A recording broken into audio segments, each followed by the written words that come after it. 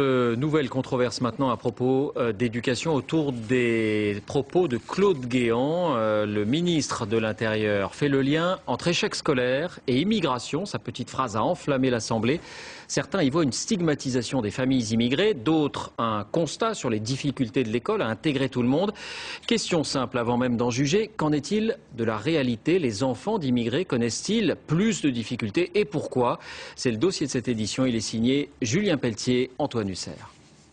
Monsieur le ministre, vous livrez des enfants à la haine de certains Français nationalistes et racistes. C'était hier à l'Assemblée nationale. Ce député socialiste attaque le ministre de l'Intérieur qui affirme que les enfants d'immigrés sont beaucoup plus souvent en échec scolaire. Devant l'Assemblée, Claude Guéant reprend sa déclaration. Il y a 2/3 des enfants d'immigrés qui se trouvent sortir de l'appareil scolaire sans diplôme. Mais lorsque je dis cela, ce n'est pas pour stigmatiser. Si je dis cela, c'est pour régler les problèmes. Parce que les enfants d'immigrés ont le droit de réussir comme tous les autres. Les enfants d'immigrés sont-ils vraiment plus souvent en échec? Plusieurs rapports s'intéressent à la question.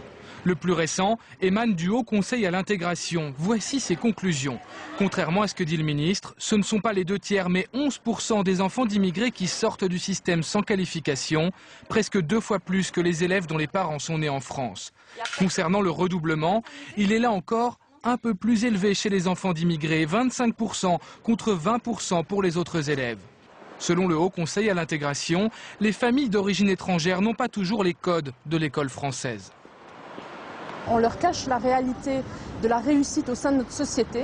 On leur laisse croire que la réussite serait la conséquence d'un processus passif dénommé ascenseur social. En réalité, il n'y a pas d'ascenseur. La réussite, c'est un long parcours jalonné d'obstacles. Et il convient de le leur dire, de leur expliquer qu'un enfant a besoin d'heures de sommeil en fonction de son âge, qu'un enfant a besoin d'une certaine discipline en classe pour être concentré sur les apprentissages. Il a besoin de respecter son enseignant. Certains, au contraire, dénoncent une mauvaise interprétation de ces chiffres. Les enfants d'immigrés ne seraient pas en échec à cause de leur origine, mais surtout parce qu'ils sont plus pauvres. Ce qu'on peut prendre en compte, c'est la réalité sociale. C'est-à-dire, si par contre on dit que les enfants d'ouvriers, les enfants de chômeurs, les enfants de familles monoparentales et en grande difficulté économique réussissent moins et pèsent sur l'échec scolaire, ça c'est vrai. Mais c'est faux de le dire sur les étrangers. Alors, l'échec est-il lié à l'origine sociale ou à la nationalité des parents?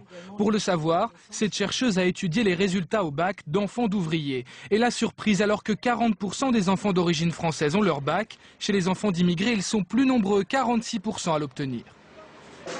On observe un avantage, une réussite meilleure des enfants d'origine immigrée et qui est due essentiellement en fait aux aspirations qui sont à l'origine de la migration. Les parents d'immigrés auraient donc des ambitions et des objectifs de réussite supérieurs, des valeurs qu'ils réussiraient à transmettre à leurs enfants.